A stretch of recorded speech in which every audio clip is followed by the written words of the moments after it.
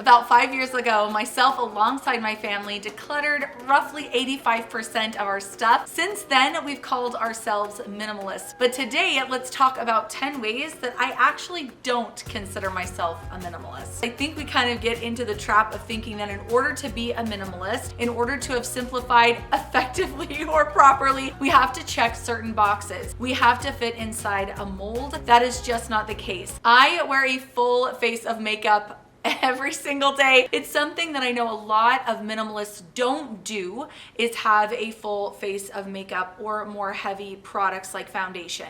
I actually really enjoy it. I think there's nothing wrong with it.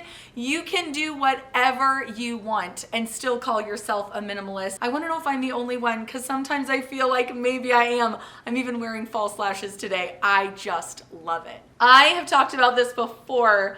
I adore throw blankets and throw pillows. I am one of those people that just cannot feel comfortable in a sterile or stark environment. Some minimalists absolutely thrive in this environment, and again, I think that's incredible. That doesn't work for me. I have to feel like I have things that are cozy around me in order to feel comfortable and to feel like I'm actually at home. Do you have throw pillows, throw blankets? I love to hear this one. This is a really hot topic, and I even think that there are seasons of life when you can remove these items if you feel like they're just too much to maintain. They're all over the place, they're always a mess, they're driving you crazy. If that's the case, pack them up. You don't have to get rid of them. You can get rid of them for a season if your life is feeling really difficult right now. So that's another thing about the concept of minimalism. You don't have to minimize or eliminate things forever. You can actually just take a break from some categories in your home just as you get through certain seasons of life. So I have enjoyed my throw pillows for the longest time, for years and years, and throw blankets. I have throw blankets and pillows on my bed. I just think it feels really inviting. And I'm in a phase of life where I can manage it. I know a lot of minimalists that I follow here on YouTube talk about the fact that they don't actually buy birthday gifts or Christmas gifts for their kids or give cards, that this is just kind of added clutter.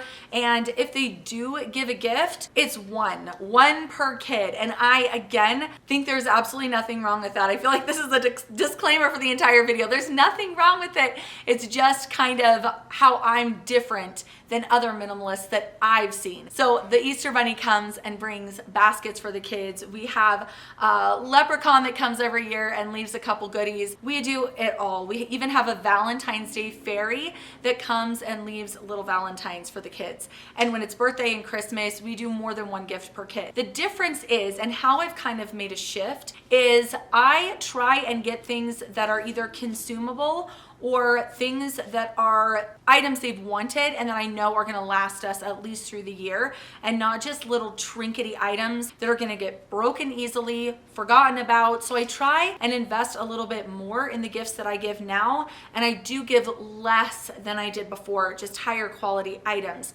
But we have definitely not eliminated gifts in our family or in our house, and we do celebrate holidays with special gifts and treats. Let me know if you do this as well. There are a few things in my house that I do not buy reusable. For example, plastic baggies. I know a ton of minimalists will talk about reusable plastic baggies. I've tried them before.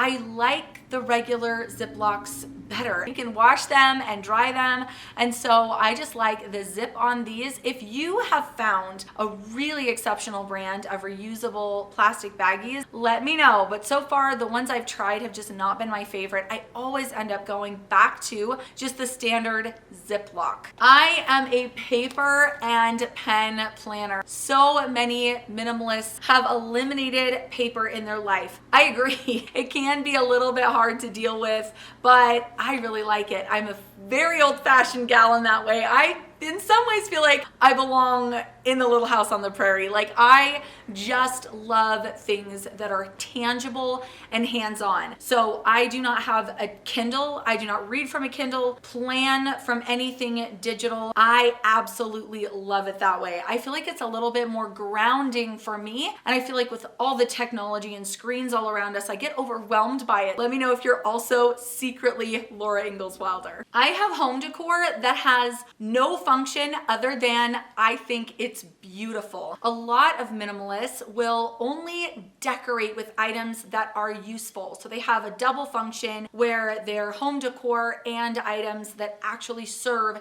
a purpose outside of being home decor. I love that idea, but I also really appreciate decor that's just meant to be beautiful.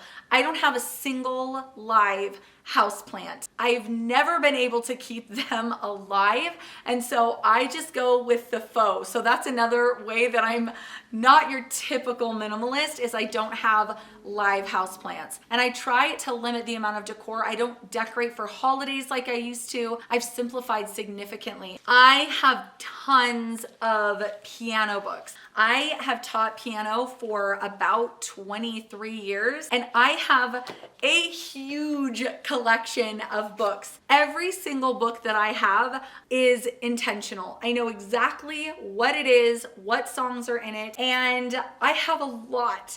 It is not something that I feel like I should skimp on, as I have so many different levels of students.